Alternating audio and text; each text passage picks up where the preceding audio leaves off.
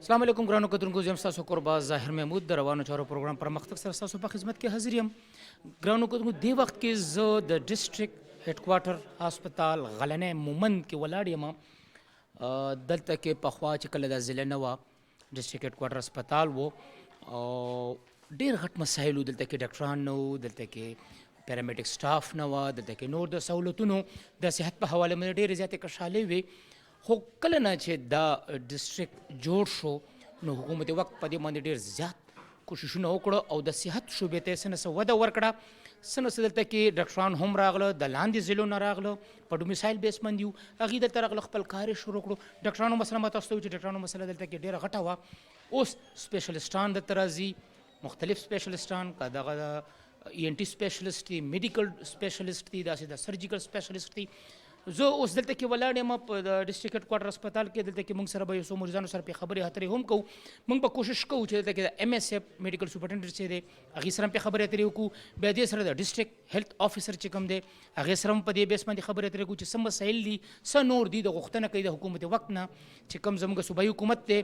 موږ به کوشش کوو چې دلته کې څومره مریضان دي هغې سره هم پې خبرې. دلته یو څو مریضان زه ګورم چې هغې ناست دي، دلته راغلي دي، نو زه یم چې هغې سره به لږ په دې باندې وګڼېږو چې هغوی څه وایي د صحت په شعبې باندې. ستاسو السلام علیکم، ستاسو دې ځای اوسېدونکي چاندي ستاسو څه مسله وه دلته؟ زما خو د هډوکو د جوړولو دغه وه، خالي ټیسټ مې کوو که نه. ها، تاسو د جوړونو مسله وه. لږ به د شاته لاړ شو چې کله دا ضلع نه وه هغه هسپتال ته په کوم نظر اوس ګورئ چې اوس دا ضلع جوړه شوه؟ نه، اوس شکر دی، ښه دی، هر څه سهولتونه ډېر دي. ښه ګرانو کتونکو، دلته کې یو باباجي هم ناست دی، هغه هم د علاج په غرض راغلی دی دې هسپتال ته. زه یم چې هغې سره بې لږې خبرې اترې وکړو. السلام علیکم جي. وعلیکم السلام. لږ که تاسو ما ته مقرره کړه د کیمرې کتونکي به هم تاسو وګوري. تاسو هم د دې ځای اوسېدونکي؟ نه، موږ خو د پس د خویزو د بیزو خویزو بیزو. ستاسو هغه ځای کې هسپتال نشته خویزو بیزو؟ هلته هسپتال شته، خو هلته دا سهولتونه ډېر نشته لکه دلته چې وړوکي هغه دي. وړوکی دی. نو تاسو څه بیماري وه؟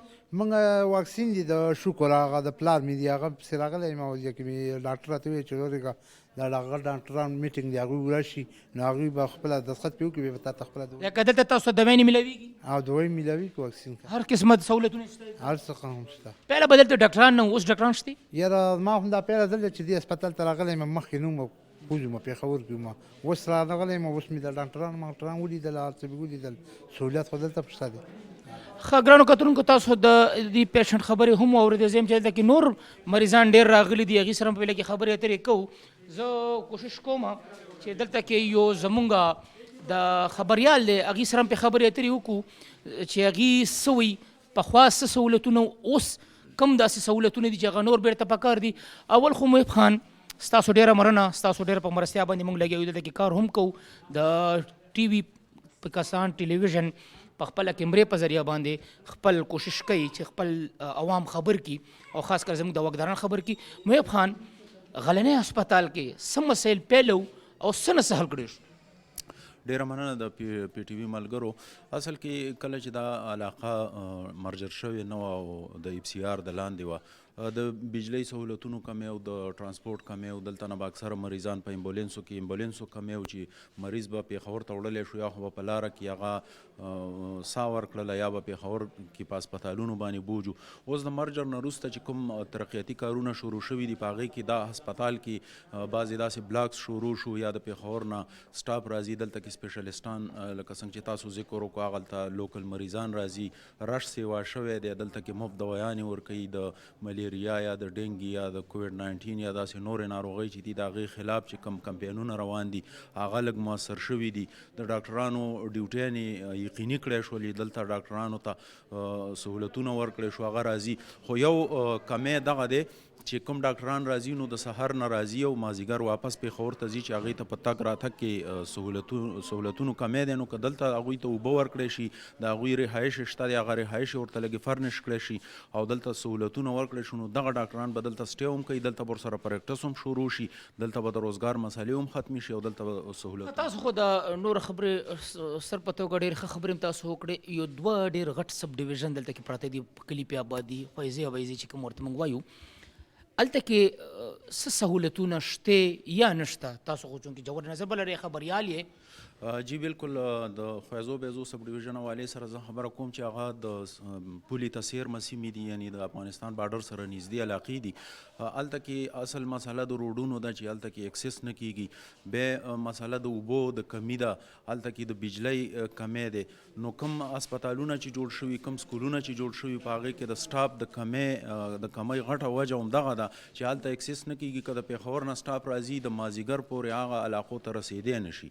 بیا هلته د شپې کولو یا هلته د رهایش کولو مسلې دي. نو دغه ستونزې دي چې هغه خلکو ته راپېښې دي، او بنیادي سهولتونه چې کوم دي هلته کمی دی. نو هغه خلک بیا زیات راځي د غلنۍ هسپتال ته یا مریضان هغه پېښور ته ځي. ډیره مهرباني محب الله خان، تاسو خو پوره تفصیلي خبرې وکړه. زه هم چې دلته کې یو کیژوالټي میډیکل افسر هم ناست دی، زم چې هغې سره پې لږ وګڼېږو چې هغوی څه وایي. ډاکټر محمد فاروق صاحب چې کوم سی ایم او دی په میډیکل هغه کې هاسپټل کې چې کوم تاسو ته موږ خبرې اترې وکړو، دې سره پې لږ ګڼېږو چې د دې سره د مریضانو شمیره او سهولتونو په حواله باندې. ډاکټر صاحب تاسو ډېره مهرباني، څومره تعداد کې د مریضان تاسو ته راځي چې کله مرج چې کله ته خو به ډیفینټلی مسایل وو، اوس چې کله مرج ته راغلو پهله ضلع نه وه اوس ضلع شوه، نو اوس څه اندازه ده تاسو؟ دلته موږ سره د 200 نه کم از کم ډیلی 250-300 پورې او منتلی دا زمونږ د 3000 نه ابو کیژوالټي راځي. په دې کې ډیلی موږ ته اپ ټو 10 یا د هغې نه سیوا RTAs راځي. موستلی دلته چنګچي یا دغه سره دا ډېر زیات دي او دا هایوے ده. په دې باندې موږ سره روډ ټریفک اکسیډنټس راځي، په دې کې میډیکل ایمرجنسیز راځي، په دې کې هایپرټنسیو ایمرجنسیز راځي، په دې کې موږ سره کارډیک ایشوز راځي چې په هغې کې مایکارډیل انفارکشن یا هارټ اټیک ته موږ وایو. په هغه کې ډیلی بیسس باندې 3-4 کیسز دا موږ سره راځي. چې داسې د ماشومانو ایمرجنسیز نن سبا د استما یا د اپر ریسپیریټري لوور ریسپیریټري ټریک انفیکشنز وي، د هغې خو کافي تعداد کې مریضان راځي. په ایجډ کې ډایبیټک کیسز دلته ډېر زیات شوي دي. جی سټروک والا، فالج والا مریضان ډېر زیات شوي دي. بلډ پریشر او سایکیټري ایون. تاسو خو د مختلف بیمارو ذکر وکړو چې دا پیشنټ موږ ته راځي، سهولتونو باندې کله خبرې وکړو، دا ټول سهولتونه دلته کې شته؟ جی ټول سهولتونه خو خیر فیسیلیټیز او ریسورسز باندې ډیپینډ کوي چې مریض کم قسمه مریض دی. اکثر اوس زمونږ چې کوم MS صاحب راغلی دی، سمین صاحب، د دې هاسپټل یو ډېر رینوویشن روان دی. سرجیکل کیسز موږ سره ENT کم سرجري غواړي، په هغې کې لکه لاست منت موږ سره په نومبر کې 97 سرجریز شوي دي. داسې اکیوټ اپنډسایټس والا کیسز موږ هغه سرجنان شته دی، جنرل سرجن شته. داسې میډیکل ایمرجنسي موږ سره راشي، DKA موږ سره انسولین هم شته، موږ سره نور د هغې مکمل دغه شته دی. او اوس په لیبارټرۍ کې هم فیسیلیټیز الکترولایټس وغیره موږ سره اویلیبل دي، هغه موږ کولی شو. دغه شانې د ECG یا داسې ایکو یا د الټراساؤنډ والا سهولت چې دي، کوم انیشیل د MI والا پیشنټ یا د هارټ اټیک پیشنټس وي یا استما پیشنټ وي، نو کافي امپرومنٹ راغلی دی. امپرومنٹ خبر هم تاسو وکړه. د میډیسن سرکري بیس باندې تاسو ورکوئ؟ جی بالکل میډیسن اویلیبل دي. موسټلی میډیسن د OPD کوم میډیسن وي هغه موږ سرکاري ورکوو. دلته موږ سره په کیژوالټۍ کې کوم انفیوژنز دي یا انټیبایوټکس دي IV موږ سره لګي، هغه بالکل آلموسټ 90% موږ سرکاري ورکوو. جی باقي د صحت کارت نه چې کوم پیشنټس موږ داخلو او اوس داخلي شروع شوي دي، هغوی ته مکمل فری علاج د صحت کارت نه ملاویږي انکلوډینګ سرجریز. جی ګرانو کتونکو، دې وخت کې موږ غلنۍ هیډ کوارټر هسپتال کې ولاړ یو. دلته کې تاسو ته زه دا یادونه درکوم چې دلته کې به پخوا چې کله دا ایجنسي و نو هاسپټل خو صرف په نوم باندې و، دلته به سپیشلیست ډاکټران نه وو.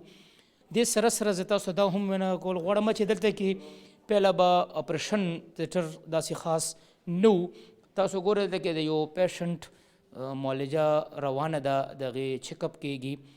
دا د ENT سپیشلیسټ دی، زه وایم چې هغې سره په یو څو خبرې وکړو. ډاکټر صاحب اول خو تاسو ته هرکلی وایم، تاسو موږ سره خپل تعارف وکړئ. جی زما نوم ډاکټر سید ولی دی او زه ENT سرجن یم دلته قلنۍ هسپټل کې، او زما سپیشلایزیشن هم په ENT کې شوی دی. او موږ دلته مریضان هم ګورو، OPD کوو، او چې کوم ته انډیکیټډ پیشنټ دي نو د هغې سرجري هم کوو. لکه پهله به دلته یو بله پوښتنه زما ده، به پهله سرجري کېدی؟ نه جی مخکې خو ډېر سهولتونه نه وو، اوس سرجریز سټارټ شوي دي. صحت کارت کې هم سرجریز کېږي، او داسې بغیر صحت کارت هم چې کم پیشنټ ته ضرورت وي که نه نو مونږ کوو بالکل. بسم الله الرحمن زه چې رالم دلته په 23 مارچ باندې نو چونکې کرونا وبا ډیر زیات شدت سره خورېده او مطلب مونږ ډپارټمنټ ایمرجنسي ډیکلیئر کړې وه. هغه چې ختمه شوه نو مونږ چې دی که نه او ټیم سټارټ کړه، مونږ ایډمیشن هم سټارټ کړه، مونږ چې دی که نه واډونه هم بحال کړه، مونږ چې دی که نه یو غټ اچیومنټ دا وکړو چې مونږ بلډ بینک چې دی که نه دلته فنکشنل کوو چې هغې په وجه زمونږ اوټي ډېره زیاته امپروو شوه او خاص کر مطلب دی دلته مونږ سره ډېر زیات مسایلو سره مونږ مخامخ وو چې مین شی کېده چې مونږ سره اوټي انسټرومنټس نه وو. هغه مونږ د سهولت کارت باندې دلته په مومندو کې لومبۍ هغه زم ایریا کې چې مونږ مطلب سهولت کارت باندې سرجي شوري کړه او خدای لاک لاک شکر دی مونږ تقریبا 100 په یو میاشت کې 100 مونږ سرجي ورسوله چې هغې کې انټي سرجي ده، هغې کې جنرل سرجي ده، هغې کې ارتوپیډیک سرجي ده، هغې کې ګیني سرجري ده. چې دې نه مخکې مطلب دی چې په دې کې صرف انټي سرجي کېده په دې هسپتال کې او مطلب دی چې جنرل سرجي نه وه، ارتوپیډیک سرجي نه وه، مطلب دا چې پکې بلډ بینک سهولت نه و. نو چې بلډ بینک هم رالو سرجنان هم ډېر خوشحاله شو او مونږ اوس ماشاءالله کم از کم 100 سرجي زمونږ په دې ژمي کې هم کېږي. واډونه زمونږ ډک دي، واډونه مو چې دی که نه 24 اور سرویس مونږ واډو کې ورکوو، ایډمیشن مو شروع کړي دي. نو تقریبا په اکتوبر کې هم زمونږ 300 ته ایډمیشن رسیدلی او ماشاءالله رو امپروو کېږي. صرف مونږ سره مسایل دا دي چې اوس مونږ ته د اوبو او د بجلۍ مسله شته دی، نه خو مونږ ته ایکسپریس لاین رالو او نه مطلب دا دی چې د اوبو مسله حل شو. مونږ اوس هم د بازار نه یو ټینکر په 3000 روپۍ باندې اخلو چې هغه مطلب مونږ ته میاشتې کم از کم 50-60 هزار روپۍ زمونږ په اوبو باندې خرچ ده. نه خو مطلب چې ډپارټمنټ مونږ سره په دې کې سیل هیلپ کوي او نه مطلب دی چې مونږ بل طرف څه سورس ته چې دا اوبو خرچه مونږ پوره کړو. نو دې نه علاوه مطلب دی چې کوم میډیکل کیسونه د زنانو فرض کا شوګر وي، بلډ پریشر وي، نو هغه مطلب دی چې مونږ مطلب دی چې هغې ایډمیشن هم کوو او د هغې مطلب دی مونږ سره میډیکل سپیشلیسټان هم وي او هغې مطلب مونږ سره الحمدلله شوګر انجکشن یې مونږ ته چې دی که نه ډپارټمنټ راکړي 1700 انجکشن یې هغه مونږ مریضانو ته چې څومره مریضان وي شوګر هغه ته مونږ فری ورکوو. الټراساوند هم مونږ سره الحمدلله شته، ایکس ری ماشین هم مونږ سره شته، پورټیبل ایکسرا مونږ سره نه هغه مونږ ته ډپارټمنټ راکړه، هغه مونږ چې دی که نه اوس مطلب دی چې د هغې فیسیلیټي هم دلته شته. اوس مونږ دا غواړو چې دا ډسټرکټ هیډ کوارټر هسپتال دی او دلته پکار دی چې سی ټي سکین او ایم آر آی ماشینونه مونږ ته راشي، نو مونږ به د هسپتال نور هم ډېر مخکې شي او خلک به د پېښور د تګ نه خلاص شي. ګرانو کتونکو تاسو د ایم ایس صاحب خبرې واورېدې، ډاکټر شینواري صاحب هغې کم پوینټس چې په ګوته کړه حکومت ته کوم غوښتنې ولرله د حکومت نه.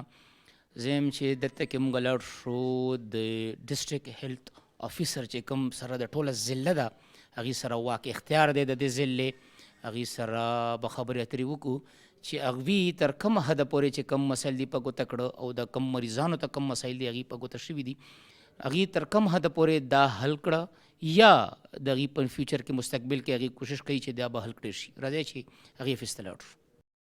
زمونږ په مومند ډسټرکټ کې لکه د الحمدلله کې پی سی ټي د امپروومنټ دپاره کارونه د ګورنمنټ طرف نه شروع دي او څه نور هم چې کم دي زمونږ د هیلپ حوالې سره کول غواړي. په هغې کې زما سره 3 غټې ډیفیشنسیز چې کم دي زمونږ په یو د ایچ آر چې مونږ ته هیومن ریسورسز زمونږ ټیکنیکل چې کم ټیم لکه زما پیرامیډکس دي یا ډاکټرز دي هغه زمونږ سره شارټیج دی پکار چې هغه زمونږ سره وشي. دویم زمونږ په زیاتره هیلپ فیسیلیټي کې زمونږ چې کم دی د اوبو ډېره غټه مسله ده. لکه په اپر مومند کې د اوبو ډېره ایشو ده، زمونږ د هر هیلپ فیسیلیټي کې پکار چې د هغې اوبو که دوی پکې خپل ډیګ ویل وایي که څه طریقې سره وي چې هغه پکې وشي. د هغې سره د بجلۍ زمونږ په هیلپ فیسیلیټي کې خاص کر په ګرمۍ کې ډېره زیات تکلیف وي. دلته کې زمونږ سره لکه د سولر سیسټم په ځینو هیلپ فیسیلیټي کې مخکې شوی و، اوس هغه ځینو کې خراب دی او په زیات تر کې نشته. نو زمونږ دا یو ریکویسټ دی د ګورنمنټ نه چې زمونږ د منسټر صاحب الحمدلله د هیلث منسټر زمونږ په دې کې ډېر زیات انټرسټ دی چې د مرج ډسټرکټ چې کوم زمونږ د هیلث ډپارټمنټ دی چې په هغې کې امپروومنټ راشي، هسپتالونه آباد شي، هغې ته میډیسن راشي، هغې ته ډاکټران راشي، د هغې سروسز امپروو شي.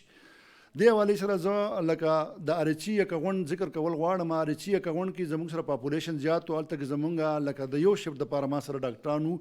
ما په هغې کې لکه د پارلیمنټرین ډیمانډ د عوامو ډیمانډ چې یاره دلته کې موږ له 24 اور سروسز پکار دي، نو هلته کې ما ډاکټرز هم ورکړل، ما پیرامیډک سټاف هم ورکړو او هلته مې زمونږ الحمدلله 24 اور سروسز شروع دي. هلته زمونږ ایمرجنسي هم ډیل کېږي، هلته زمونږ لکه د هغې نه علاوه امبولینس هم شته، ډرایور هم شته 24 اورز دپاره.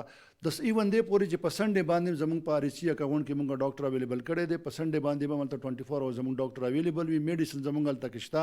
دې نه علاوه زمونږ د ټایپ ډي محمد ګټ گورنمنٹ یو فیصله کړې پبلک پرایویټ پارټنرشپ په ترو باندې هغه یې لکه مرف یو ارګنایزیشن دی هغې ته حواله کړې د هغې سره په هغې کې ډېر امپرومنټ راغلی زموږ په د فار فلانګ ایریا کې 4 سپیشلیست ډاکټران چې په هغې کې یو میډیکل سپیشلیست دی یو سرجیکل سپیشلیست دی یو گاینکالوجیست دی یو د ماشومانو سپیشلیست پیډیاټیشن چې ورته وایي دی هلته باقاعده سروسې شروع کړي دي هلته سرجي سټارټ شوې ده هلته زمونږ ګاینیز مخکې له برون دا شیزونه بالکل نه وو چا پېژندنه نه بهر خلکو کویک له به خلک تلو 4-5 هزار روپۍ ته اخله او کس پې اوس الحمدلله زمونږ هلته کې ټیک ټاک نارمل ډیلیوري دی به روم ښه فنکشنل دی هلته نرسري فنکشنل شوې ده هلته زمونږ سرجریز ریګولرز کېږي ایډمیشن کېږي په هغې کې د ایډمیشن او د ایمرجنسي ټریټمنټ کمپلیټلی فری دی 1 روپۍ هم چانه نه اخلي او په او پی ډي کې صرف د او پی ډي چیټ جوړېږي هغې کې چې کوم میډیسن وي هغه خلک ځان له پخپله بیا بار نه اخلي نو دا د ګورنمنټ ډېر ښه اقدامات دي اوس یو بل اقدام ګورنمنټ کړی دی چې 1122 چې کوم لا زمونږ د هر ګورنمنټ چې څومره د هسپتالونو ایمبولینسز دي 1122 ته هینډ اوور کولو دپاره لیټر شوی دی